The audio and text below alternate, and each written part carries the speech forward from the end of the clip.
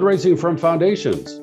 What exactly is the new normal? Hi, I'm Bill Stanczykiewicz. This is the first day from the fundraising school, and I'm joined today by Caroline Altman-Smith. She's the Deputy Director of Education at the Kresge Foundation and an alum of the Indiana University Lilly Family School of Philanthropy. And Caroline, so great to work with you once again. Thanks for being with us on this podcast.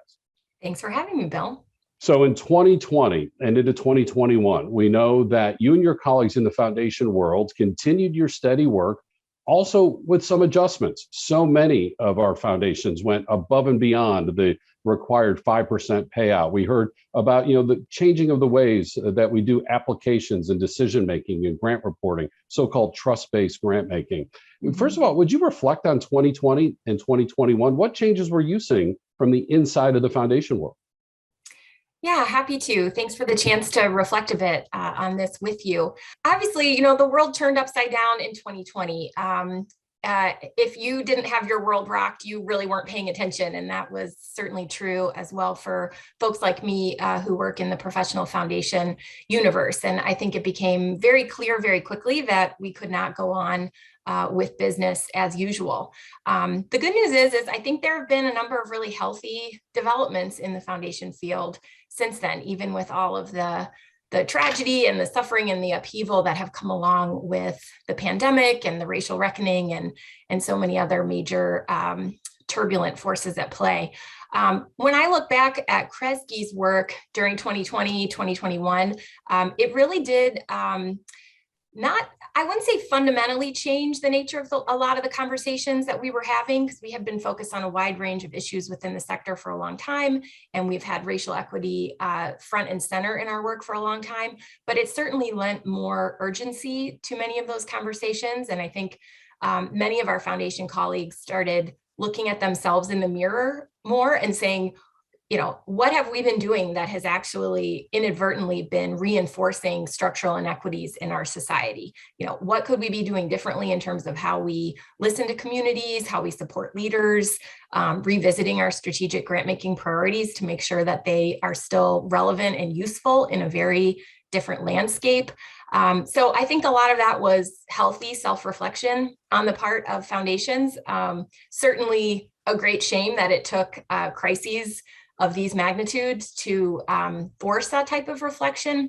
But overall, I think quite useful. And I've been very inspired to see many foundations renew or create greater levels of commitment to racial equity in their work, as many of us kind of took the blinders off on a lot of social realities. I would mention one thing for us that we did in our own portfolio on the education team at Kresge during that time was we were very moved by a study that came out in the summer of 2020 by Bridgespan and Echoing Green, looking at funding disparities for leaders of color. And that caused some real soul searching on our part to look within our own portfolio and do an analysis of how many organizations were we funding that were led by people of color. Were they getting more project support versus unrestricted support? Were the grant amounts equitable? And to our chagrin, we found a lot of the same trends that were found in that national study in terms of really troubling differences. And that's been something that we've been working on rectifying. We've tried to be transparent about that analysis and what we're learning from it, and that we're taking proactive steps to rebalance. So that's just one small example, but I think a concrete one about how we've tried to operate differently in the wake of a lot of the realizations that the way we funded before were not going to help us all rebuild back better, as it were, coming out of 2020 and 2021. Caroline, you touched on the so-called twin pandemics, right? The health pandemic of COVID-19 and also the pandemic, so to speak, around racial and social justice and reconciliation issues. And maybe start with that second one first, since you ended there. In terms of operationally, then, as you had this awareness, as you had this aha moment, what has that meant in terms of your day-to-day work? Did you change the application process at Kresge? Was there a different method of making grant decisions, or maybe different makeups of the groups making those decisions? Did the reporting requirements change? What types of differences and revisions have occurred in that regard? Yeah, great question. I think, broadly, many foundations have committed to being more responsive and more flexible, generally because of the pandemic. That's been very positive in terms of, reducing reporting requirements, trying to move to more multi-year general operating support gifts, et cetera. But then also, as I mentioned, really taking a hard look at who are they funding?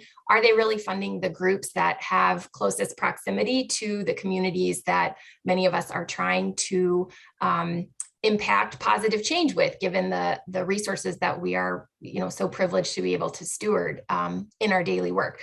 A lot of foundations looking at more participatory grant making strategies, having more advisory committees, looking at the makeups of their own board. We at Kresge are very lucky. We have a wonderful board that's very diverse, but foundations are revisiting that, looking at the makeup of the boards of the organizations that you're funding, just to ensure that there is diverse representation and that you're trying to dig deeper into issues that are getting closer to the ground.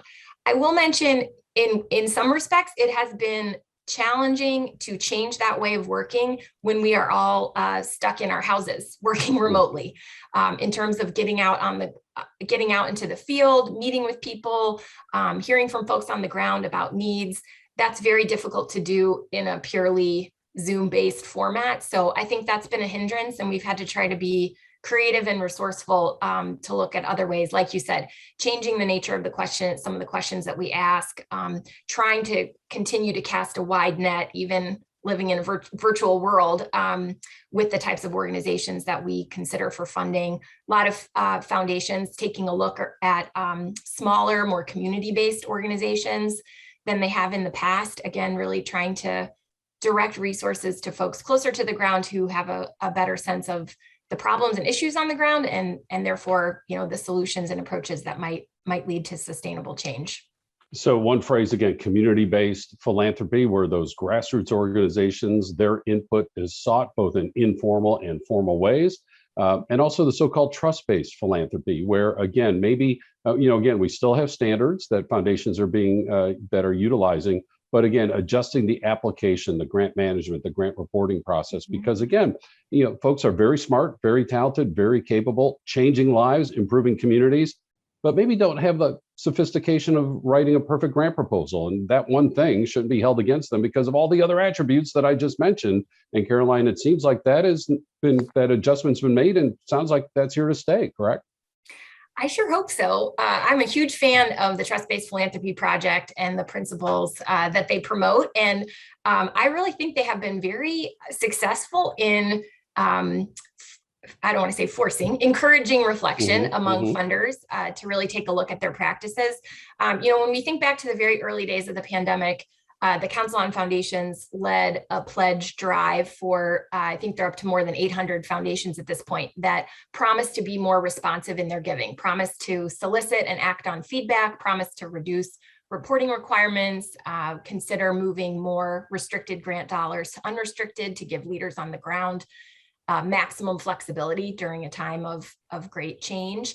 And that pledge, which everyone is hoping was not just a one-time thing. I think many of those principles are well aligned with the trust-based philanthropy principles you just enumerated, which really work, I think, to recenter power from grant makers to grant seekers, to nonprofit leaders who are the ones on the ground actually doing the hard work. And so I hope a lot of those are here to stay.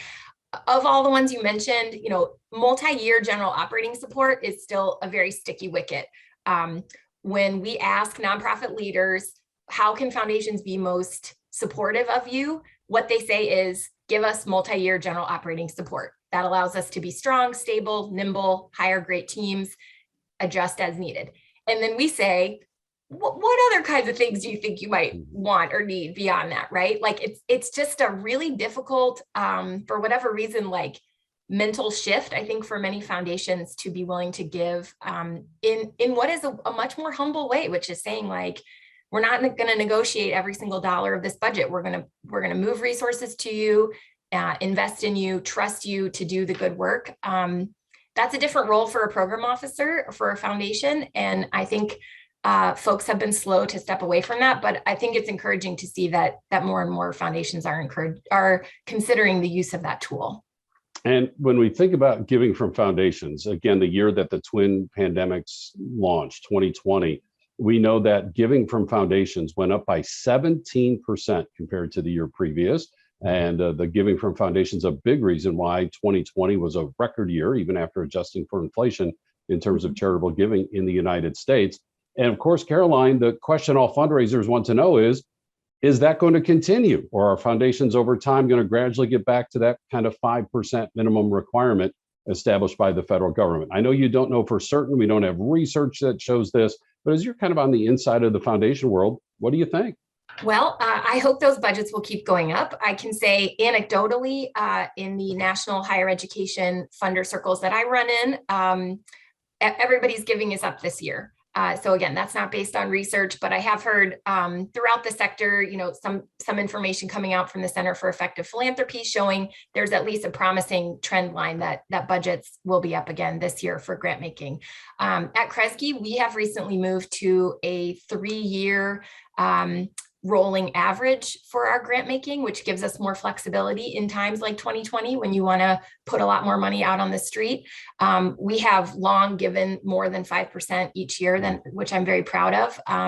But for foundations like Kresge that are designed to last in perpetuity, that is a tricky business to do that over too long of a time period, as we all know. So, each foundation has to navigate that on their own, but I know I am very inspired when I see foundations willing to step up and heed the call of the sector, which says, you've got all this money for a rainy day, it's pouring, if you put more money out to address social issues now, you won't have to spend as much money on those social issues in the future, right? If we're really able to make some good investments there. I always, in my mind, this is maybe an overly simplistic example, but the Gates Foundation long ago deciding to invest in vaccines, they said well, why would we want to work on just putting a Band-Aid on malaria from now until the end of time? If we can actually put more money into a malaria vaccine right now, we can check that problem off our list, right? So again, the law allows for every foundation to chart their own course there, but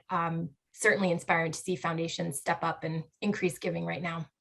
Caroline, one last question I want to ask, and that, kind of overall advice for fundraisers, and it's in the context of the long-term effects of these twin pandemics, right? We're going to be, hearing news, for example, about the pandemic becoming an endemic, and, different types of restrictions will ease in different locations at different times. And hopefully we'll continue to see, never fully, but, hopefully steady progress on these issues related with racial and social injustice and reconciliation efforts. But I remember I had a meeting in Houston in 2019, and one of the philanthropic leaders there said, y'all think that the consequences of Hurricane Harvey are over because all the national TV went home. They're not. We're going to be dealing with this for years. And of course, you deal in the education space, and the things that I'm reading, that the impacts of just the pandemic alone, and how education had to change in 2020 and 2021 specifically, could have long-term effects on children and youth.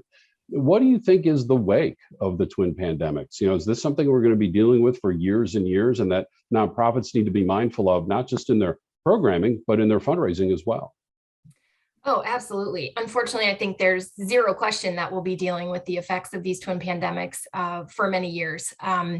Unfortunately, with COVID, we'll be continuing to deal with it. Like you said, the disruptions, the setbacks in people's lives, the learning loss for children. I mean, these things will ripple for many, many years. And for the other pandemic of racial inequities, unfortunately, we have such a long way to go in our country. We'll be wrestling with that, as we have been wrestling for hundreds of years. We'll be wrestling with it certainly for the foreseeable future. And I think, fundraisers need to keep in mind, sensitivities around these topics, making sure that their approaches to donors are, relevant, are grounded in a sense of shared values, a sense of what kind of, more just, healthy society do we want to build coming out of these really dark years. So, I hope on the pandemic side, I work mostly in higher education, and there are right now 1 million fewer Americans in college than there were at the beginning of the pandemic. that's going to, if we don't do something significant to help attract people back into post-secondary education, we know the longer a kid, after you leave high school, if you don't enroll immediately in college, your odds drop of ever enrolling. And the longer amount of time that goes by, those odds get worse and worse. So we need a massive push to get people back into college, to support adults back into college to get those degrees, which we know will affect their labor market outcomes for the rest of their whole lives. So that's huge. And then I would just say on the other front, continuing this push of not just using racial equity as our lens and our frame in grant making, but pushing more for a racial justice frame of actually dismantling the systems that keep this very inequitable status quo in place for so many Americans.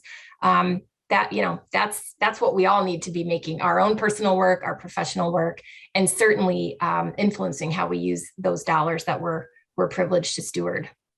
Well said. Caroline Altman-Smith is a nationally regarded leader in the philanthropic sector through her seat as Deputy Director of Education at the Kresge Foundation.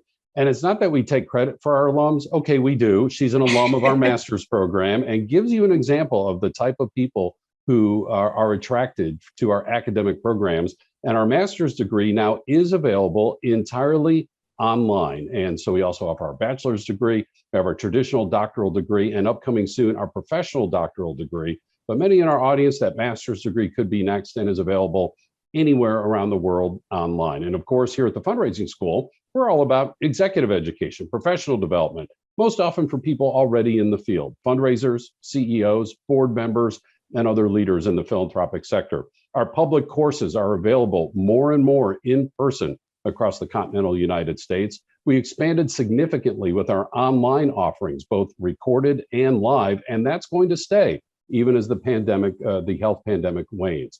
We have customized training that we can come directly to you with courses tailored specifically for your needs. That's anywhere in the United States and across the world, and also available internationally, our quarterly webinars and these free weekly podcasts. All this information is available on our website at philanthropy.iupui.edu/the Fundraising School. Thanks so much to our guest, Caroline Altman-Smith, our producers today, Jennifer Boffman and Mike Anthony.